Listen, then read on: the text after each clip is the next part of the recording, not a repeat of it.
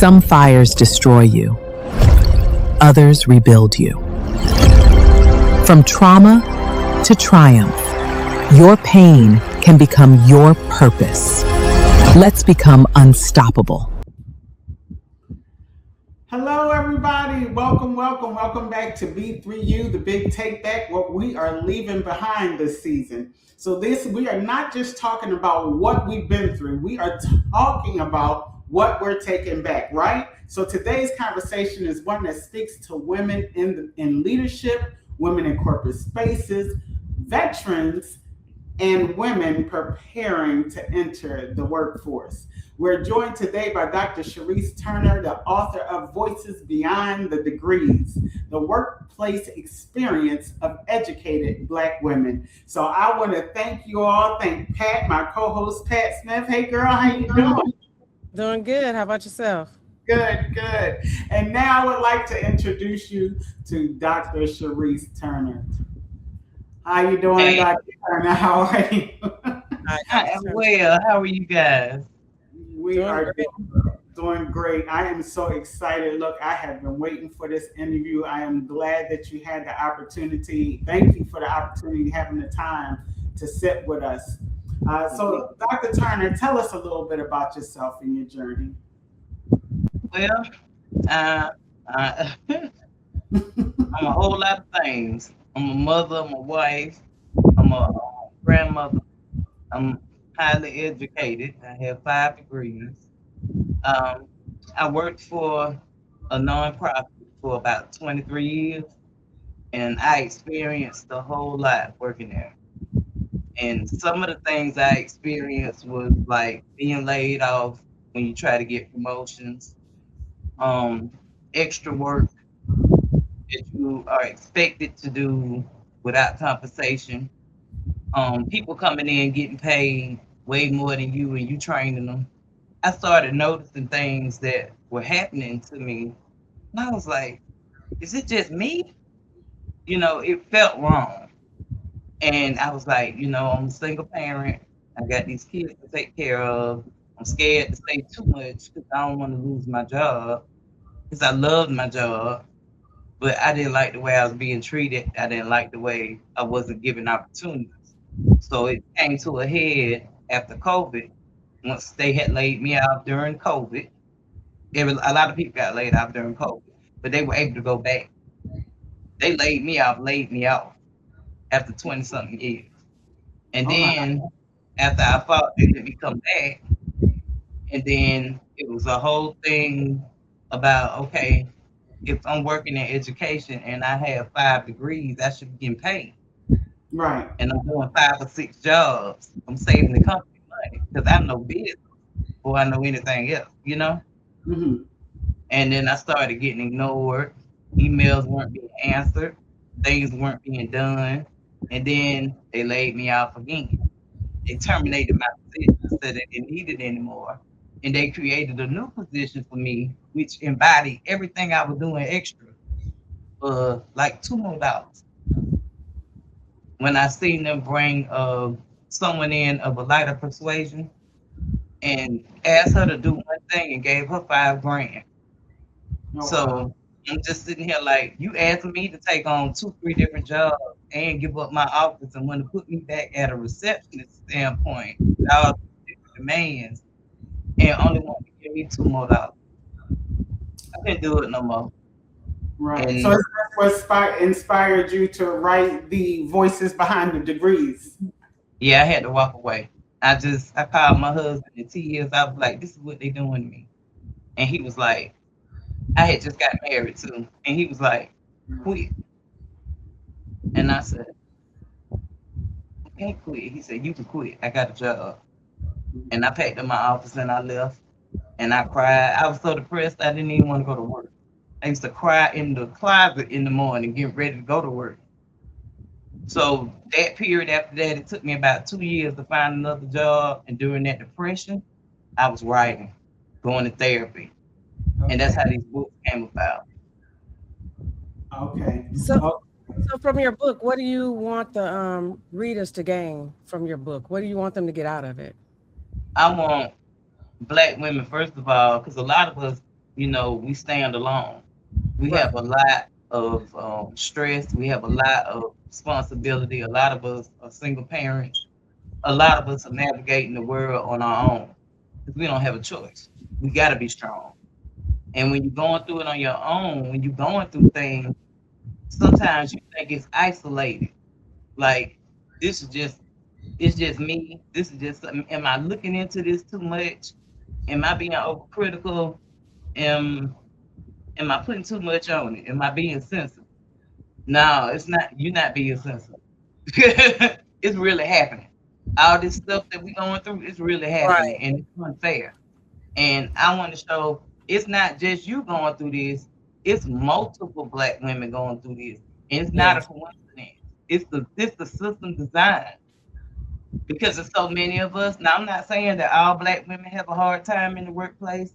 Some people can navigate it. Some people have been promoted, and that's a blessing. But there's more of us that have a problem in these spaces than not. And I think the first thing is to bring awareness to the different things that we going through. 'Cause one woman could read a chapter and be like, I done went through that too. You know Right. what I'm saying? Mhm. And you don't know till you know. Like you need to document these experiences. You know what I'm Yeah. saying?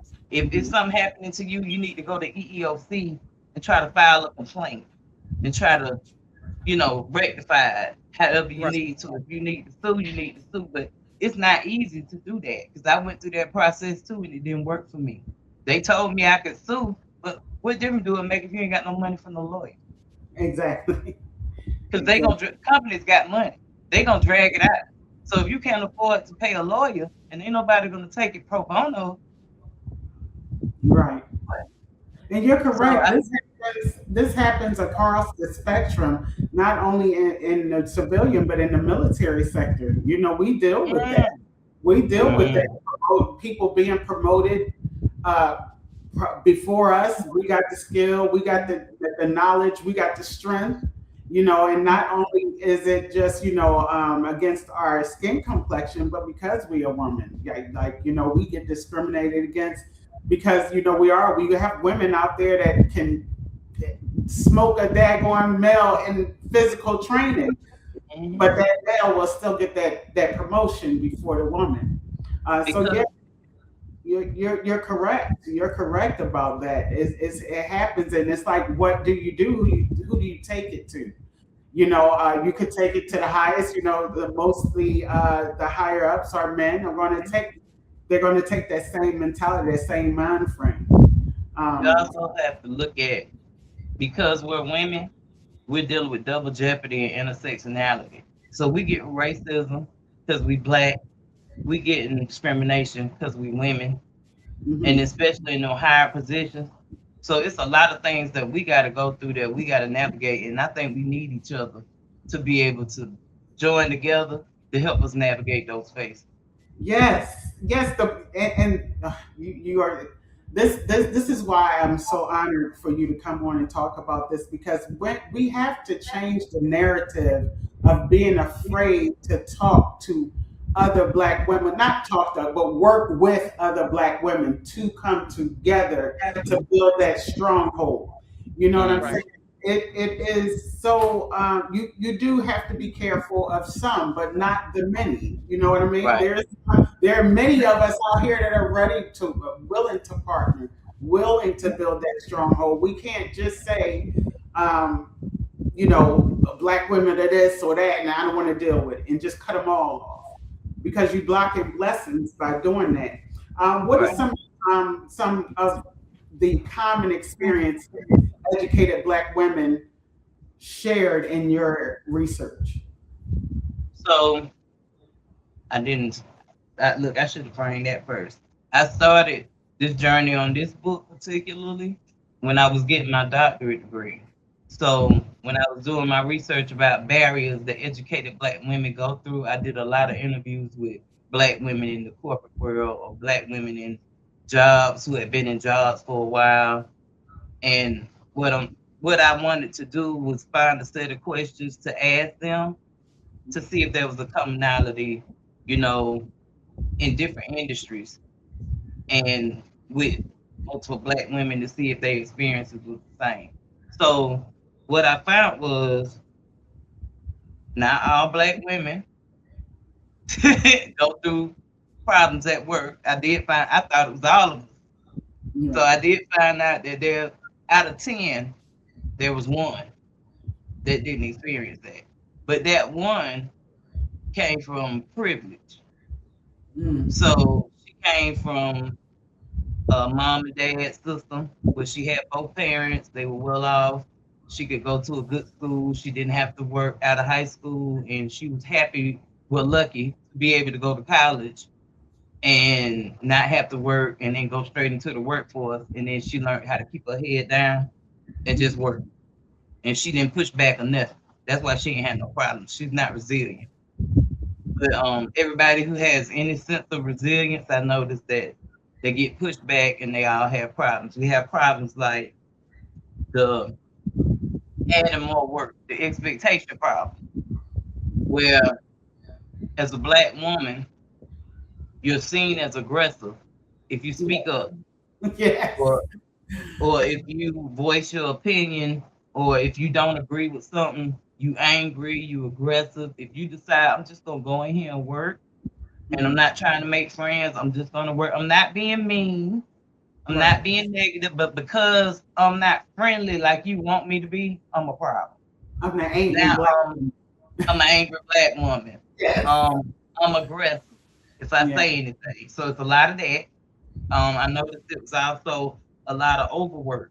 So you could be in a position, and if you notice when you fill out a job application, it has a line that says additional duties as required, but they're not named. That's Mm. for us. In my true hearted feelings, from what I'm seeing, because Mhm. what they do is they add on. Companies add on. So you could be. I'm gonna give myself as an example. I was a receptionist, right? Right. Then it started being, okay, well, we got this going on. We need you to start doing bill of ladings. We're gonna teach you how to do bill of ladings. I was like, okay. Then it turned into, okay, we need you to train these two people because you do so good at it. The BS. Let me Mm-hmm. smooth you, make you feel like you're special. We ain't gonna give you no money though. And then you taking on all these extra duties and tasks, and before you know it, you're doing 2 or 3 jobs and you only getting paid for one. Mm-hmm. And then by the time you sit there and be like, hey, okay, can I get paid? I'm taking on X, Y, and Z. Then they looking at you rude, like, how dare you? You should be glad to have a job. How you Right. asking for more? So that's a thing that happens a lot too.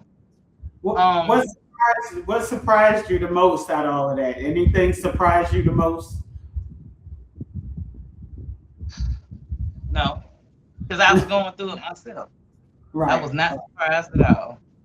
Right. I was surprised when the young lady told me she wasn't going through nothing and she loves her job and she wasn't having no problems. And I was like, you had a job that you done been at since you was 20 something years old and you ain't never had no problem. No, they add extra tasks. She don't have no problem with it. She said she learned how to keep her head down and not give them any reason.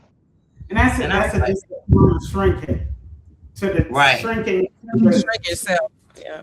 to the Yeah, I can't do situation. that. Yeah. I think And there was a lot of women like me that's not gonna do that. And what we they come, call us alpha females. The yeah, alpha female. and come But take serious women. why does having the degree not always translate into having the respect? Why do we have to shrink ourselves like that? The I just education does not guarantee you fairness, Exactly. you know. that is so. What emotional toll is constantly proving yourself? What does that takes an emotional toll? And I'm sure you have, like you said, you was what 20 plus years in a nonprofit. Did you find yourself having to prove yourself all the time? Yes, and for me, I'm strong willed. Mhm. So if I know what I know, you know what I'm saying? I would consider myself being smart. So if you're not just gonna tell me something and I'm just gonna ride with it, I'm gonna check it out. I'm Right, just right. like that. So they'll tell me stuff like, "Oh, you want to go into this new position? We need you to do it for 6 months, and then when the job becomes available, then you can apply for it.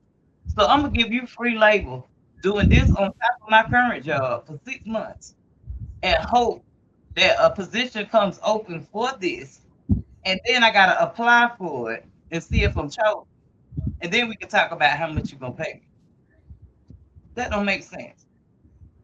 And it's some people that just be like, okay, ain't nothing I can Yeah. do about it. But no, not me. I was the problem child, and I was labeled as aggressive. Right, right. Well, look, we're going to take a quick commercial break and we're going to come back with Dr. Cherise Turner right after this message, you guys. Here at the House of Humanity, we serve those families in need. Donate or get involved today by visiting www.thehouseofhumanity.org. So join us, because here at the House of Humanity, we are truly making a way.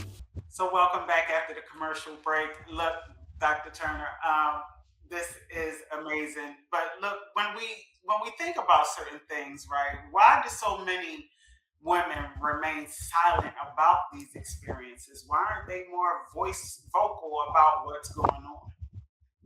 From my research, I found that many women are quiet because a lot of us are single parents.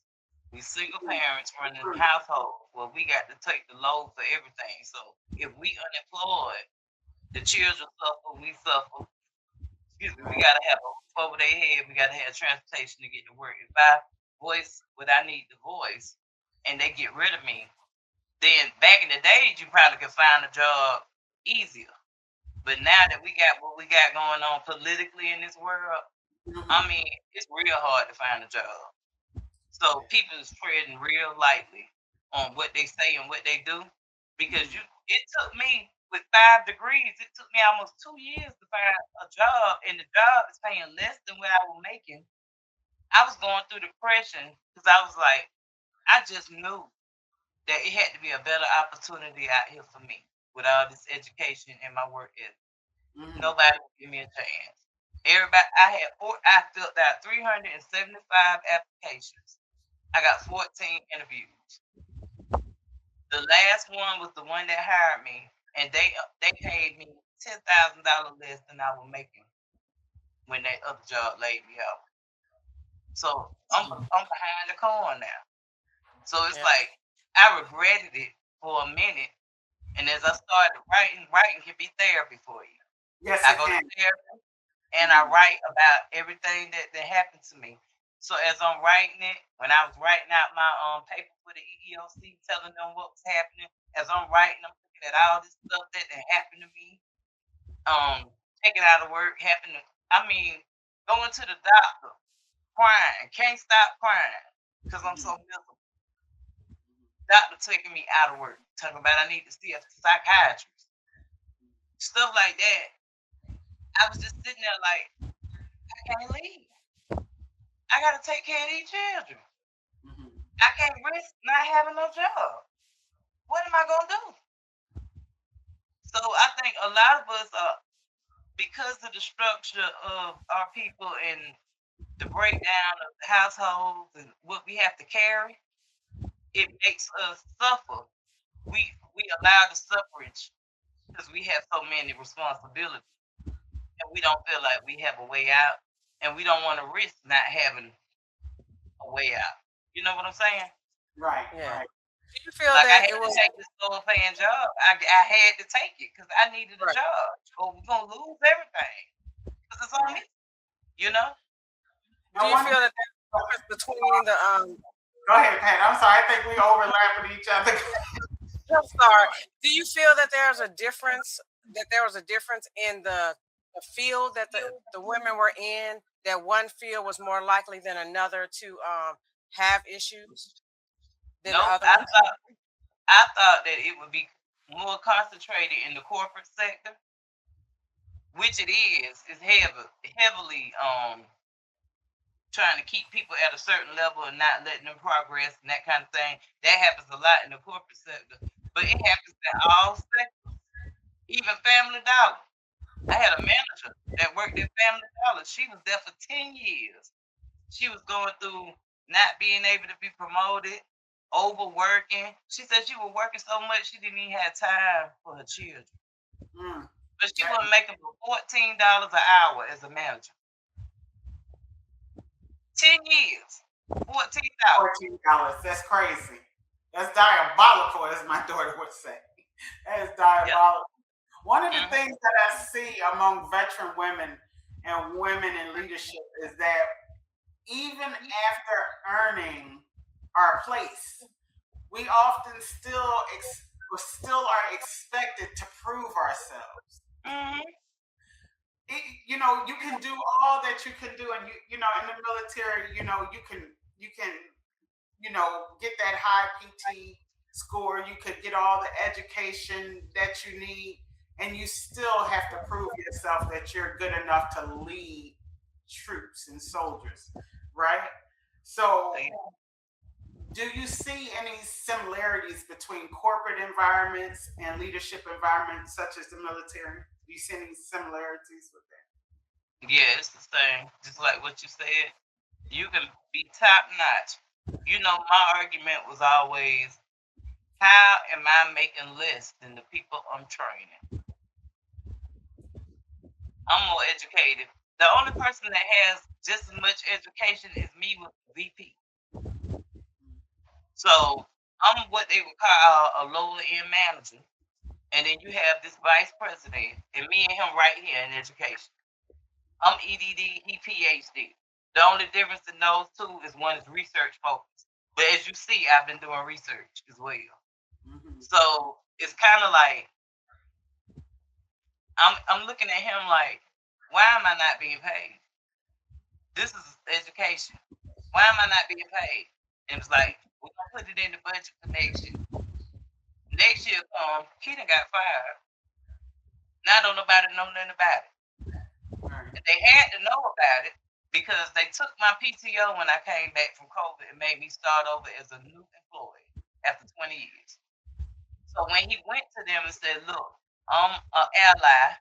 I'm fighting for Dr. Turner to be paid properly because she's making less money than everybody else on the staff, which is crazy. But we'll give her PTO back. Next year, you put it in the budget. That had to be a corporate, that's a corporate decision to give you your PTO. HR has to be involved in it to give you your PTO back. But then when I went to HR after he got fired and I didn't get my raise, they was looking at me like, we give them 2 weeks to address it. And then in 2 weeks, they were laying me off. And as I'm sitting here listening to your story, I'm in my head, I'm going, is this legal? This can't be legal. I went to EEOC and filed a claim, 110 pages worth of proof. They didn't do no mediation. They told me to get that I had the rights to. And that wasn't what I was trying to do because I loved, it's a good company. It's just people. You know what I'm saying? Right. And that's how I was thinking at the time. You know what I'm saying? Right. And I was like, I don't want to hurt the company because the company helps people and it helps our community. But what I want is for the management to be held accountable for what they're doing to us. So what do you think it was what was their reason? What was what do you think their reasoning was? Do you think it was because you were a woman or a black woman? Were you were you a threat to them? Like what would be their reason? Because I was a black woman and I was held in low regard. I was not respected because I was a black woman. And I think another part of that is I came in, you know what, I ain't gonna tell you who said it, but somebody high up on the corporate chain at the thing near top, when I went to him to talk to him about me not having the opportunities, applying for job after job within the company, not being promoted, not given opportunities, he told me that sometimes when people see you a certain way, they don't see you as anything else. I was in the projects when I came to them in 2001. So you're telling me that I can't grow, I can't evolve? So I came in as a little hood girl. I've grown, I've evolved. I know how to carry myself in spaces when I need to, put it like that. And you telling me sometimes people see me a certain way and they just don't see me as anything else. That's a you problem, not a me problem. Hello? Hello? Exactly. What advice would you give women who have recently stepped into these leadership roles or have been through something similar to what you have went through? What advice could you give another woman that's experiencing this same thing in this today? Because we know what that was during COVID. You see what's going on in office now. You know what I'm saying? Most of the black, not most, all. I'm going to go ahead and leave out all of the veterans. They are taking all of the black people out of leadership in the military. And don't want to give you no job after they take you out of there. What can we tell them? I would say protect yourself. I created a journal because, like I said, what you don't know, what you don't know. Mhm. I created a journal where it asks particular questions like when events happen and things happen, if you feel some type of way, even if you don't, if it don't seem right. No, so I used to email everything to me when something happened to me, but it's so much if you do it over 20 years, it's massive. So I created a journal where you document the day it happened, who was a part of it, what happened, how it made you feel, what was the outcome of it, everything. You document it all. The slightest little inconsistency, you applied for a job and you was qualified and they passed you over, document it. Somebody made a comment to you, somebody's using microaggressions, document it all. Protect yourself. Because at the end of the day, if you ever have to go to EEOC and sue, yours need to be concrete. Because it ain't easy. That's right. And we need our job, especially in the climate that we're in. And it's so easy to get fired. They took away diversity and inclusion. Yes. I'm just saying. So they laying us off in the masses. So if you out here without a job and you get fired for trying to protect yourself, you can protect yourself and you can say what you need to say, but document it. Right. If you want to be careful, just document it and keep a steady tab because it just ain't no fair playing field for us. You got to keep them receipts. You have to keep all of those documentations, and that's what I tell young soldiers and people in the military. Look, going in, document everything. No, first and foremost, know your job. Know what you're doing. You got to know what you're doing. And if you're gonna, and yes, we have to work 10 times as hard, but you got to go in there knowing the policy, knowing the rules, and can't nobody touch you. You know what I'm saying? So you don't go in there sounding crazy. So as you know, we have many. This is graduation season. I think we just about out of it now, almost. But I'm seeing a lot of young black people graduating. It's like I love it, but my thought happens to say everything that's going on right now today. I don't even know where your education is taking you. Right? So what should a young black woman graduating today be prepared for in today's climate? Let me tell you something, and I experienced this firsthand. I got a daughter that's 18 that just graduated. For a whole year, we've been planning her future. You know, college applications, scholarships, all kind of stuff. Thinking we're gonna be prepared. She graduated 2 weeks ago. I enrolled her in college. Nobody told. I started enrolling her in January. They couldn't get her officially enrolled till they had the transcript showing that she had graduated. But everything else, financial aid, everything else was done. Do you know? The week she wanted to be an ultrasound tech. I applied to the school, they accepted her, we got her in. They told me a week ago she can't go straight into ultrasound tech because they don't have it. They have diagnostic imaging, advanced imaging. Okay, well we'll do that then. Nope, she can't go straight into that. She got to take radiology tech first and get certified before she can even apply to go into that program. Okay, so I'm gonna look at other schools and see what I can find. The closest thing I could find was a Pony Fall line, which is about an hour and a half away. She a new driver. She can't drive that far. I'm making less money. I can't afford to put her in an apartment. They don't have a campus. So they had ultrasounds like we might have to try to figure this out so my baby can have a future. I applied. They called me and told me that she had to take all her core classes first and then apply to be in the program and had to be accepted.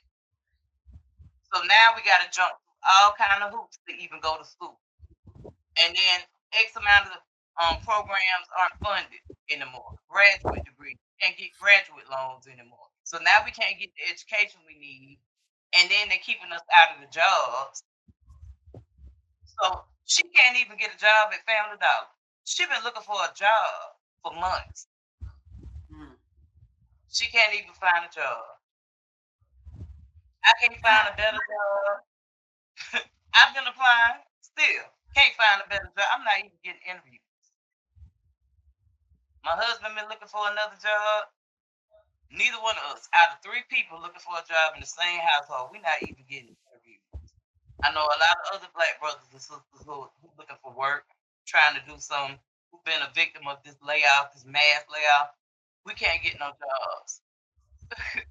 So the system is set up to drive us back. You have, Dr. Say it again. How many degrees did you say you have? 5 degrees. I have an associate's, a bachelor's, a master's, a specialist, and a doctor. And I can't even get an interview. And check this out. I applied at a college that was an hour away from here. They did give me, this is before I got hired at the job I'm on now, when I was looking for those 2 years. They offered me a job to be like a student manager or something. Okay. I would have had to commute an hour to get to work, commute an hour to get home. With all my education, what do you think they offered me for a salary? The job only required a master's degree.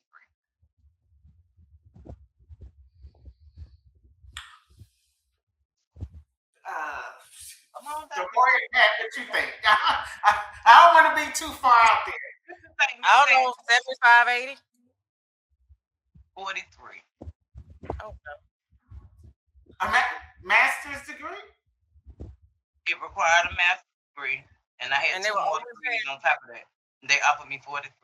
They said I had to come in entry level. So now what we dealing with is they know we desperate to work. They dropping the wages. And they making you jump through way more hoops to get a job. It's not an entry level position. They're gonna treat you like an entry level. They fear that, and they fear the power within ourselves. They know that we can come in with the education that we have and dominate. I'm just going to keep it 100. I'm just going to keep it real. They know their minds, but see, some of our young people don't realize the power that they do possess with that, and put their minds to get educated like that. So we come. It's so much that we have to do. Yeah, I think it goes a little bit deeper than that too. I think that's even though we get the education, by trying to control our income and what we can make, that's a way to kind of keep us in some type of bondage, in my opinion. Right. And because the Black woman is the most highly educated demographic that there is, right? So the only way to keep us in our place, so to speak, which is below everybody else, and the only way to control us, because you can't keep us uneducated, because we've already outdone you in that. You can't tell us we can't start businesses, because we're doing that too. So when we go into the corporate world, the only way to keep us in our place is to try to undercut us on our pay and overwork us. Mm-hmm. They're gonna do it every time. Most of them, they're gonna do it every time. And something else that I thought about that's being done. I just lost track. It was so much going through my head at one time. Oh my God. I'm gonna circle back. Good Lord. That's okay. So look, right? At B3U, we talk about the big take back, right? Reclaiming what we've lost, surrendered, or allowed others to define for us, right? So we have acknowledged. Look, we've acknowledged all the horrible things that can happen. But I like to talk about how we can take it back, because this is the season. This is what I want to give guidance to, how we can empower our young people, our educated Black men and women who are out here now with degrees. What is the solution? Because everybody has something that they've been through, but what is the solution? I want to lay the blueprint for other people. They don't have to go through what they are the same thing that we've been through or going through. It has to be a master plan. It has to be a way out. So what do we need as Black men and women? What do we need to do to take back our power in the workplace? I think one of the things we need to do is focus on trades. Our children, they need to have skills so they can work for themselves and hire their own community. So, like with my children, my son, I'm a car girl. Y'all don't know this about me. I've been customizing cars since I was a child. I had a small business customizing cars. I wanted my son to learn how to build a car from scratch. He went to school. He took a trade. He took auto mechanic, paint, body, all that stuff. That boy can build a car from the ground up, transmission and motor. That's a skill. Everybody can't do that. Our children need skills. That's money. You know what I'm saying?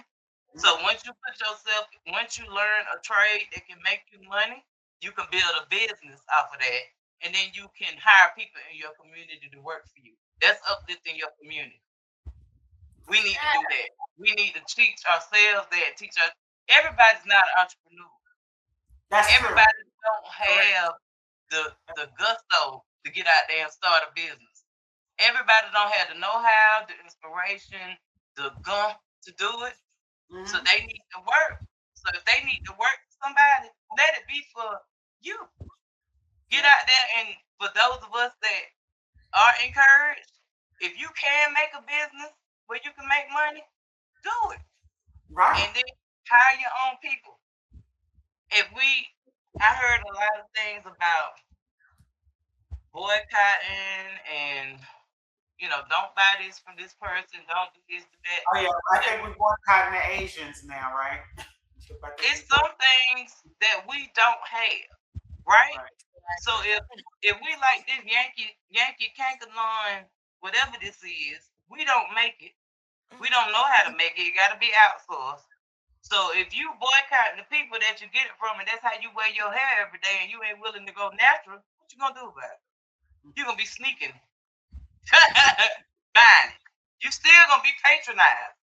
So anything that it is that you need within our community, we have to be able to know how to create it, manufacture it, build it, cook it, whatever, so we can help each other.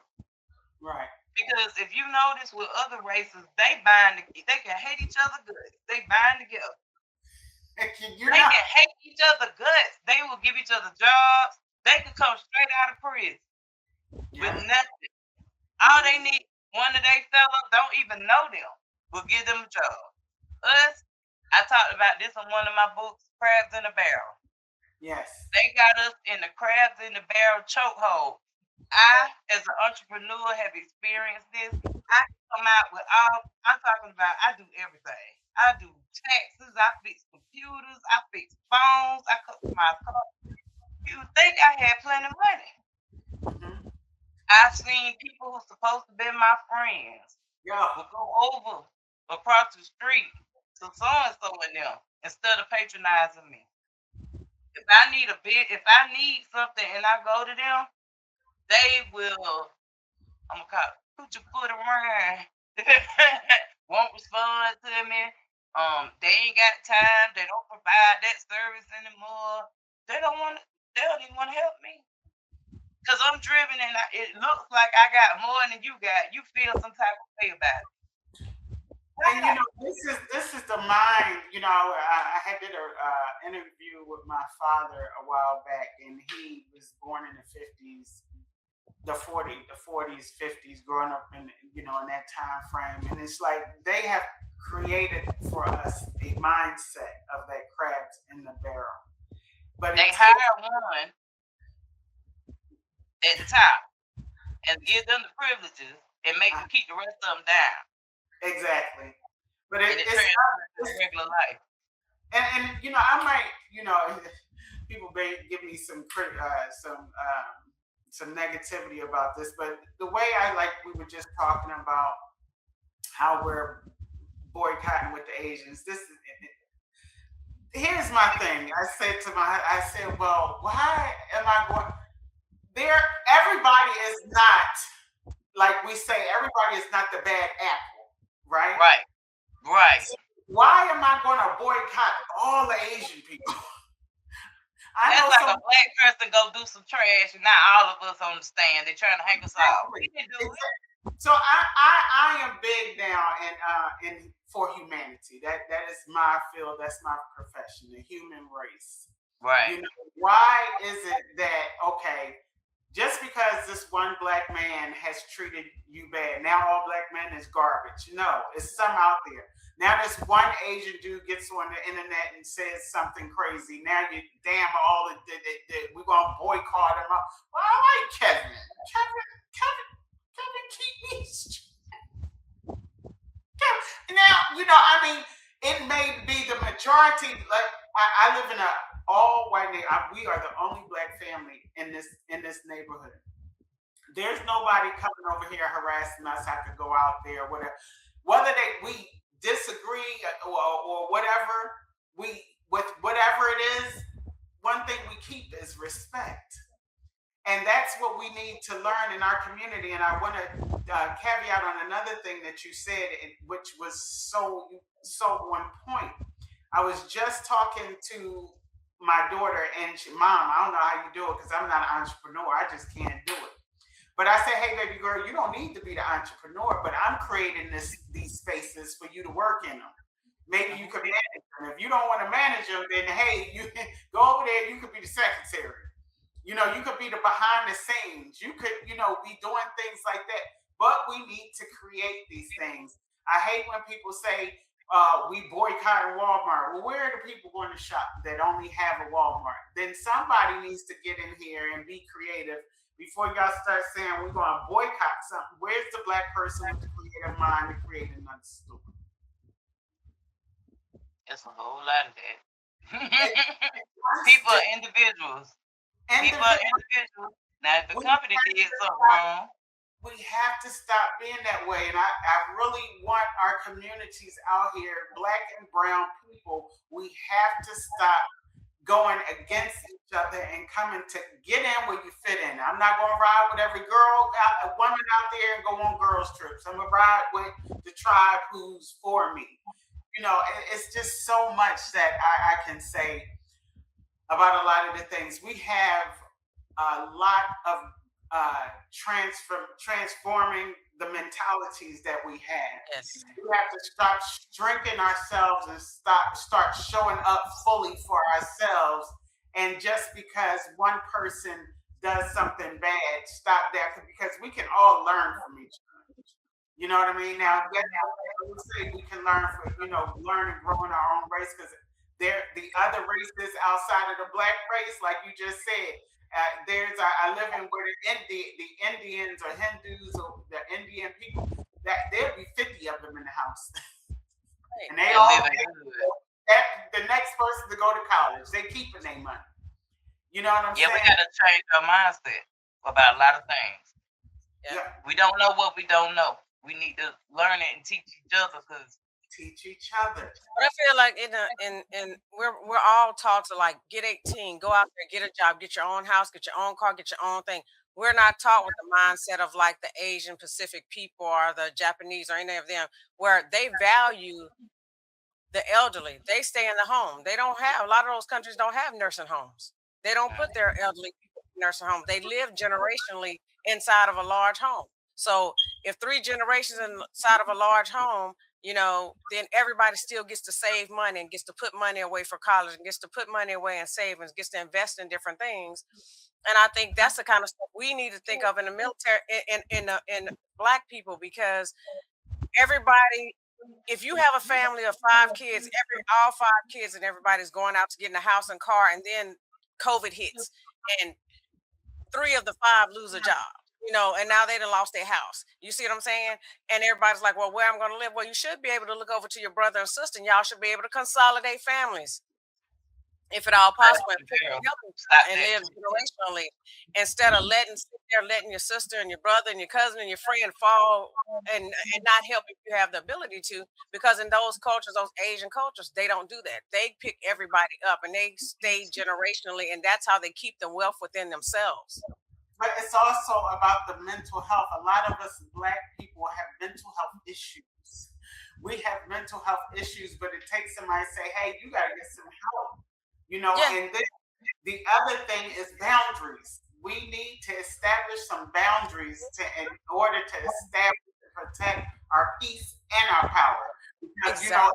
I got some boundaries. I got boundaries set that, hey, if you don't do X, Y, and Z, then you're going to have to see me exactly over there. So, look, Dr. Turner, for the women listening right now, the women with the degrees, the experience, and the qualifications, but who still is questioning her worth because of what she experienced. What do we want her to remember from your story?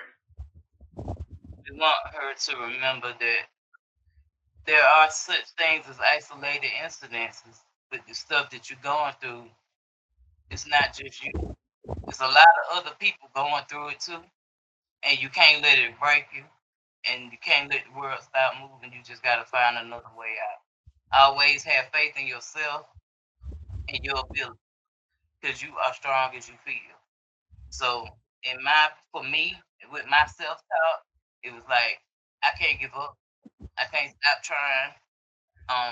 My children depend on me, Yes. and I depend on me. If I'm the only thing in this bubble, I got to make this thing work.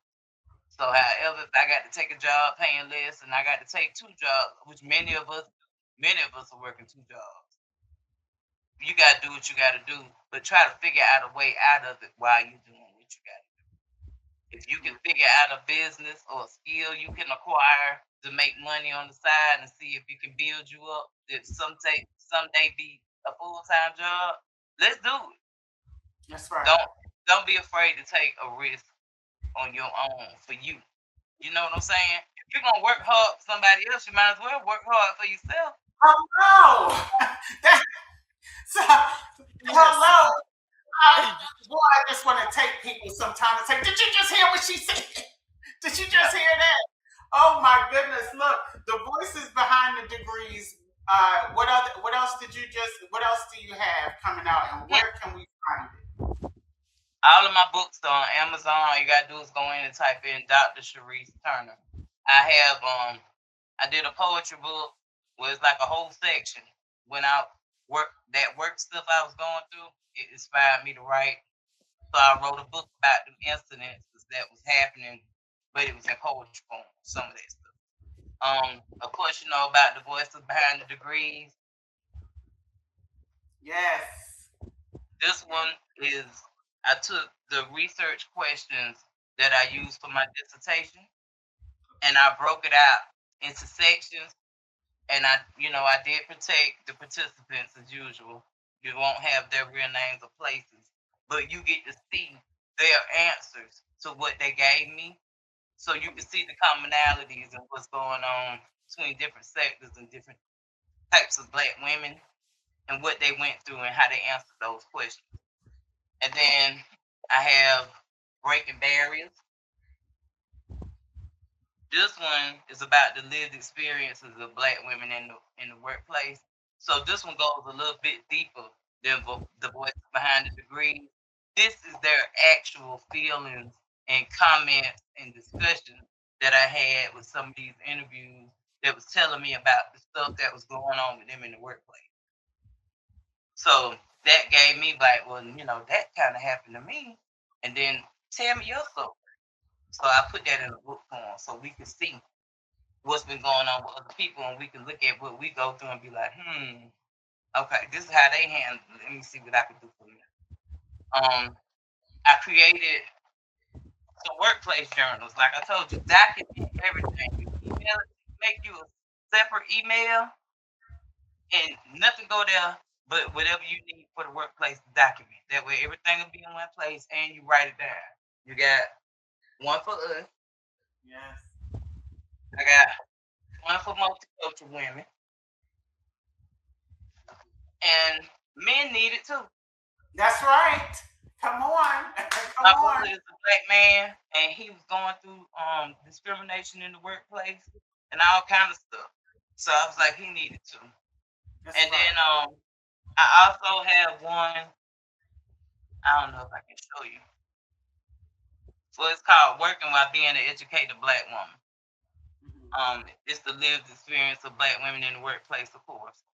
And then I got another one coming called The Rays That Never Came. Let me see if I can show you the I was just about to ask what can we expect in the near future, well, in the future, because I know you're gonna do more. Yeah, the working. Oh, I don't know what that was. Sorry. Let me see if it'll let me show you. Okay.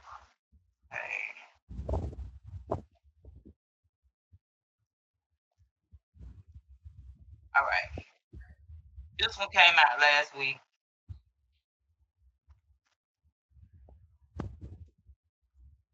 Can you see it? Hold on, let's see. Oh.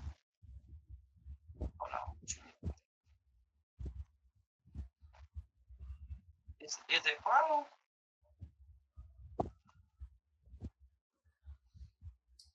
That's not what I'm seeing. I don't know which. It ain't working. It ain't. Yeah, because I done closed that out. I don't know what. But yeah, just type in Dr. Cherise Turner on Amazon and you'll see all the books. But yeah, the Working While Being a Black Educated Woman, that's more of the insight plus the background and the foundation, of what we go through and what we can possibly do to help us like create allies in these businesses, people that want to help us grow. Because all people ain't bad, you know. That's right. And sometimes when you want to grow and pivot in corporate, you need to have connections. You need to have somebody who's of a different persuasion that could put in a good word for you and say, hey, this is the hard work. They need to, they would be good for this. I would recommend them. You need allies. So it's a lot of who you know.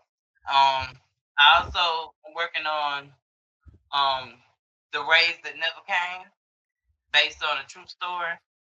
It's called the Ariana Burnett story. I'm not disclosing the name. But it's the story of what she went through working for an organization for over 30 years.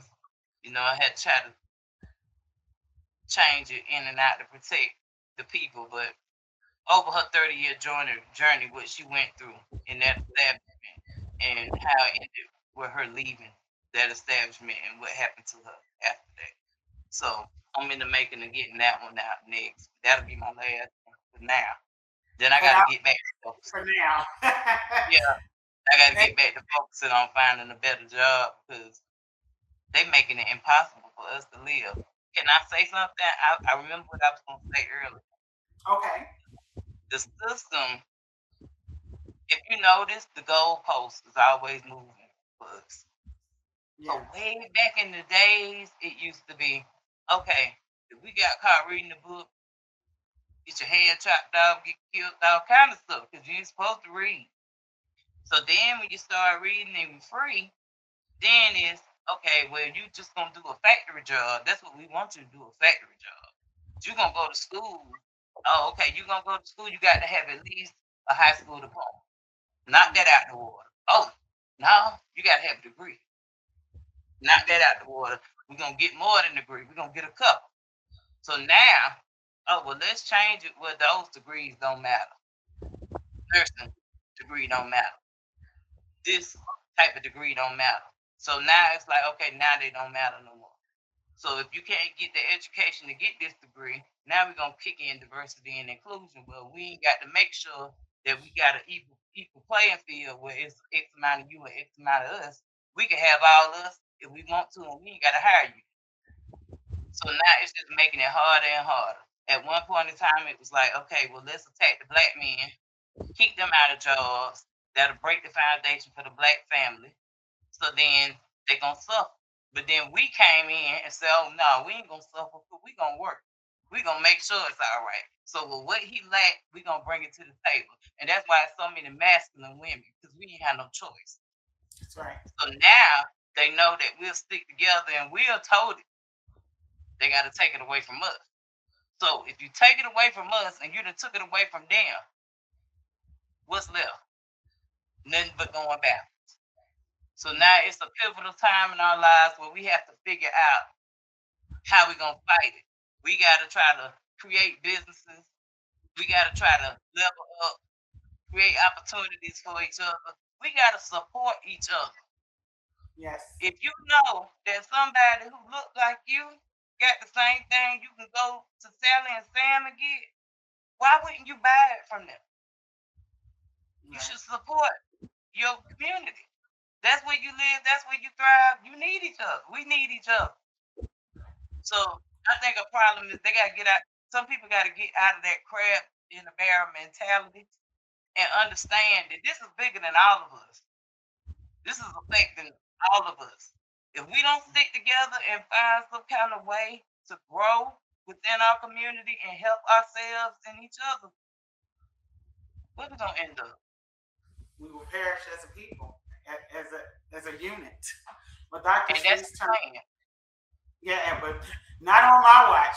Not here, BCU, where we burn, break, and become unstoppable. So today wasn't just a conversation about degrees. It was a conversation about identity, a conversation about value, a conversation about your voice. And most importantly, it was a conversation about taking back the power that no title or position or organization can give us, and no one can take away from us. Thank you, Dr. Turner, for joining us here today, and we thank everyone for watching. This is the Big Take Back, where we are taking back everything that is ours and reclaiming our voices and our power. Until next time, keep breaking those cycles, building the legacies, and we are going to become unstoppable. I'm your girl, Big Bree Charles, with Pat Smith, and my wonderful guest, Dr. Cherise Turner, who you would definitely see again. Thank you guys. See y'all on the other side. Daddy, there's water dripping on my face. I shouldn't have waited. I knew this was gonna happen.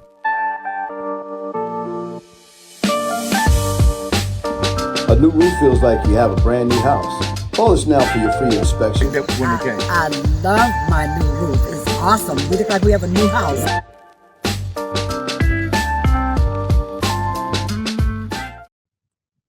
If today's conversation challenged you, don't let it end here. Subscribe to this channel. Share this episode with someone who needs it. Pick up your copy of The Big Take Back, What I Left Behind, by going to my website, www.b3unstoppable.net. And if you're looking for a transformational speaker for your organization, you can visit that same website, www.b3unstoppable.net. Until next time, this is Dr. Bree Charles reminding you it's time to take it back. And we're doing that by breaking cycles and building everlasting legacies. Some fires destroy you. Others rebuild you. From trauma to triumph, your pain can become your purpose. Let's become unstoppable.